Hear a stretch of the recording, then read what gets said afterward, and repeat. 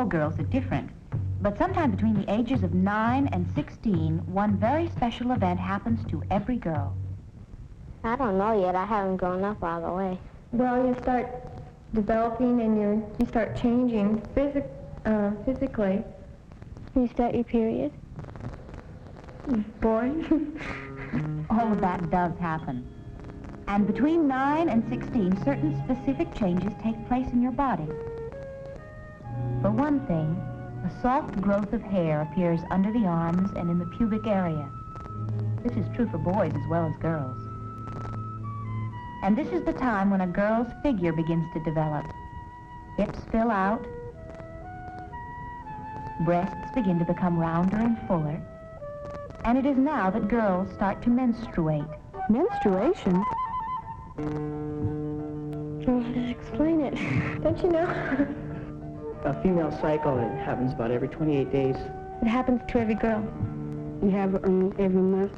It means you can have babies. Oh, I know what it is.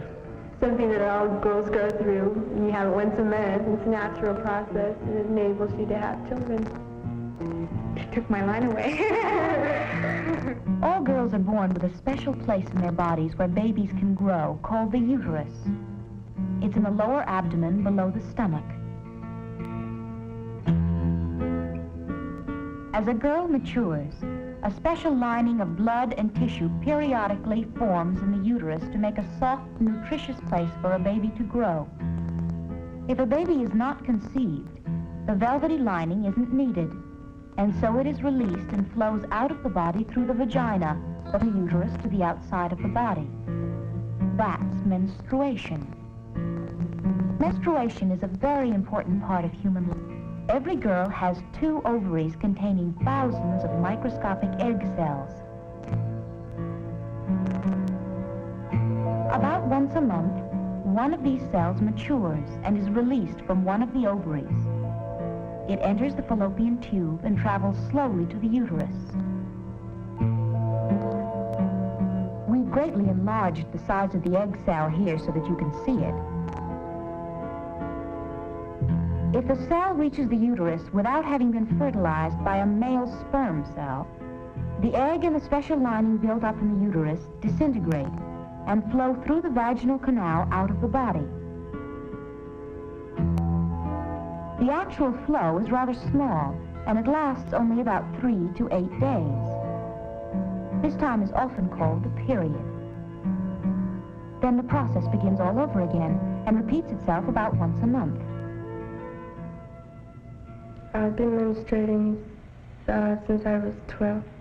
11, I think. Not quite 11. About a year ago, 16. I think it was the summer of 6th grade going into the 7th. 10. I think it was 10. 6th grade. About the same age, but about half a year later. These girls are all 12, but very different in physique, in coordination, and personality. Girls begin menstruating anytime from 9 to 16. The average age is between 12 and 13. Whenever it happens for you is the right time. Although the average menstrual cycle takes about 28 days to repeat itself, it can vary quite a bit, particularly at first. When I first started, it was 3 weeks apart, then 4 weeks, now 3.5 weeks. Sometimes I skip a month. I'm just getting to be regular. The actual number of days the period or menstrual flow lasts can also vary and change. Mine lasts about 6 days. 8, 3, 4 or 5. sometimes 5, sometimes 6 or 7. A lot of girls keep a calendar and mark off when the menstrual flow starts and how long it lasts. Eventually, you can see how many days there are between periods and how many days you actually menstruate during each cycle. Even if you are pretty regular, the schedule can be thrown off if you are tense or upset, if you get overexcited, or if you catch a cold or don't feel well. But everything will soon return to whatever is normal for you. What happens to the menstrual flow when it leaves the body? That's what feminine napkins are for.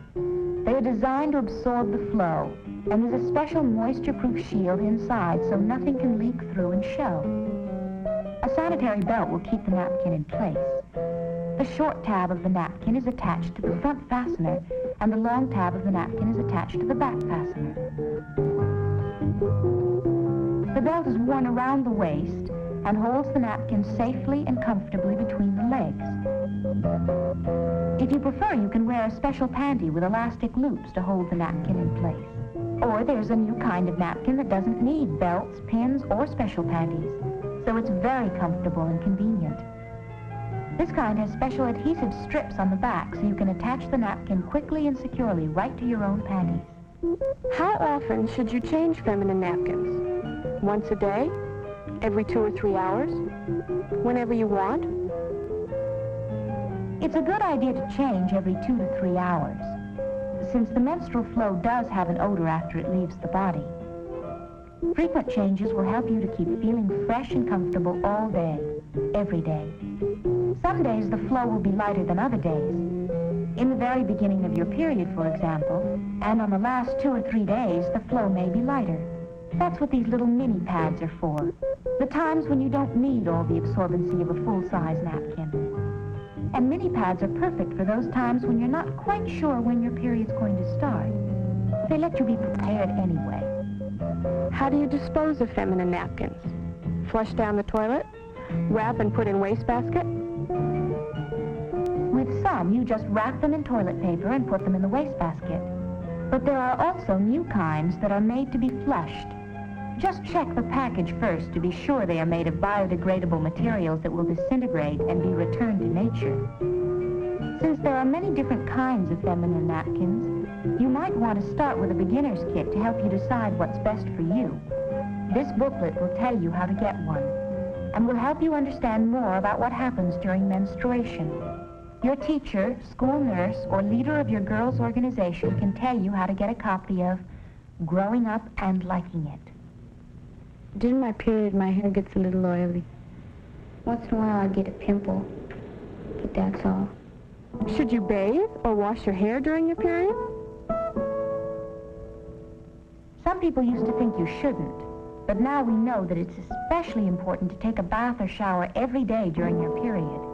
You tend to perspire more, and if your hair gets oily, well, you'll naturally want to wash it. Then get plenty of sleep every night, and eat a balanced diet. That way you'll feel and look good during your period, and all the rest of the month, too. Does every girl get cramps during her period? Well, sometimes I get cramps and sometimes I don't. Like some girls like to get cramps and, like they have a headache or stomachache or something. But I don't get anything. I never get them. I never do now, but I used to. Many girls do experience some cramps, or a slight feeling of pressure in the lower abdomen during menstruation. These are exercises that will help relieve or stop cramps. You can do them all month long. They're good for your figure. There's no reason why you can't do all the things you normally do while you're menstruating. But what about swimming during your period? You can go swimming during menstruation if you wear a tampon. Tampon? A tampon is another comfortable, hygienic way to absorb the menstrual flow. Some come with applicators and some do not. A tampon is inserted into the vagina, and the muscles hold it in place so it can't slip. The instructions on the package show how to insert it. They're small, but tampons are very absorbent. And since they are worn internally, there's no worry about odor. No matter what kind of protection you choose, or what day of the month it is, fresh air and exercise are good for all of us anytime. And by the way, there's no need to worry about feeling weak while you're menstruating, because the amount of blood in the menstrual flow is a tiny fraction of the body's supply. Sometimes I get in bad mood right before. Well, I don't think I do, but other people probably do. I think I do. No, I don't think I really do. I might be a little edgy, super edgy. It doesn't bother me. Only if it's really bad, I'm moody. But that doesn't happen too often. I hardly pay any attention to it anymore, though. A lot of things affect people's moods and feelings. But there's no need to miss out on any of the fun just because you're menstruating. With a little planning ahead, you can be ready and confident for anything.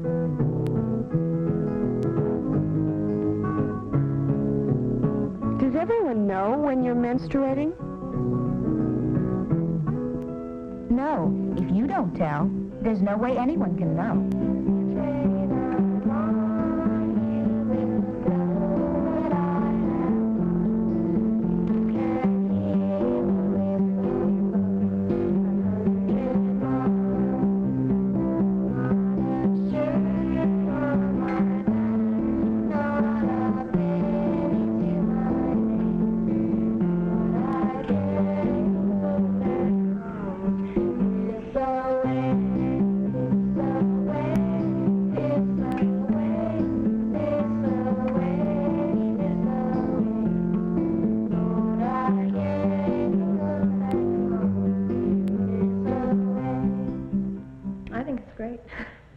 I mean, you know, I like being a woman, and I was always looking forward to